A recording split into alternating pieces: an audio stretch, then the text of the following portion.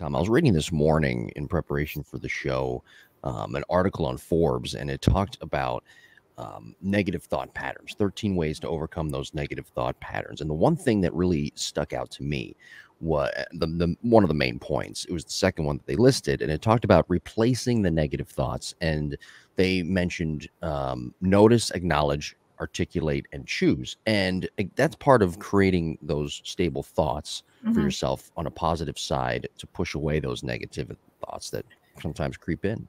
Yeah, you know what? That's so interesting. The notice, the awareness of it, because I talk with my athletes all the time. It's almost like a bell curve, right?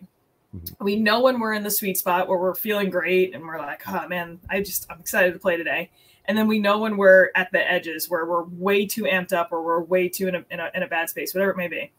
It's not necessarily important to recognize when we're at the extremes, but we want to recognize is the second we start to drift into those moments. So, you know, I was talking with an athlete. She was bummed out. She got up to the plate with the bases loaded.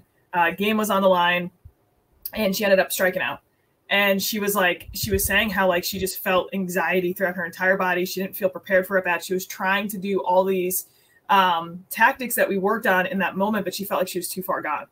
And so what we did was we just started to work backwards. I said, well, how did you feel in the on deck circle? And she was like, yeah, I was already amping myself up. I already knew the situation was coming. And we worked our way all the way back to the point where she was on defense the inning before. And the thought flashed in her mind, oh man, I'm up 4th and we're down by 3. I'm going to have a chance to win the game, whatever it may be. And when we went to that moment, I said, that's when we need to utilize our tactics. That's when we need to utilize our, maybe our snapback phrase, our productive phrase, something where we start to check our mental thought patterns so that we don't spiral to a point where we're too deep and we can't climb out.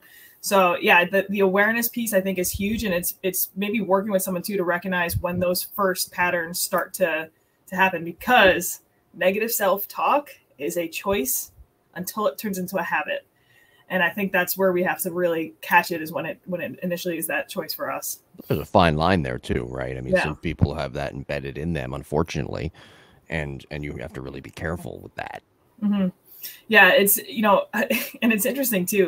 The Power of Habit is a great book, and you really start. It's funny you say. I'm sorry to cut you off, but it's funny. When I woke up this morning and I was perusing through Instagram, I saw an ad for like the 13 or 14 books you must read, and that actually was one of them.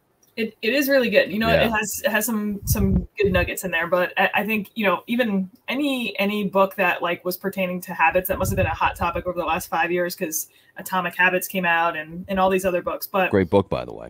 Phenomenal. 48 Laws of Power, another good one. Yeah, exactly. Yeah. So in The Power of Habit, they talk about if you receive a negative comment about yourself, it's going to take about 3 positives to get you feeling neutral again.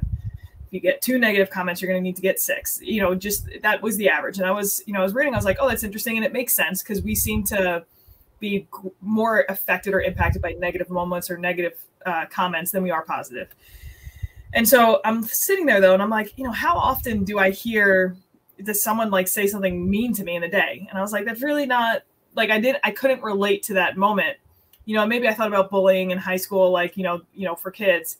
But, you know, you turn the page and he goes, okay, now I want you to think about how you speak to yourself in your head. When you look at yourself in the mirror, when you fail, when you do something that you're not proud of, when you say, oh, I'm so stupid, I'm this, I can't believe, right? All of a sudden you might be like 8 comments in the hole. And, you know, he goes, no wonder someone could compliment you. You don't feel a thing. No wonder people could comment on your social media, all these positive things, and you might not even feel an impact by it, because you're so deep in the hole of this negative self-berating, and you don't even realize it. So anyway, I guess that's my long-winded way of going back to that awareness, that recognition. What is your own personal self-talk? And if you had to take your mind and your self-talk and make it another person or make it a teammate, you have to ask yourself if you would actually like that teammate. And if you wouldn't, there's something very wrong with that. So I agree. I think Forbes nailed it.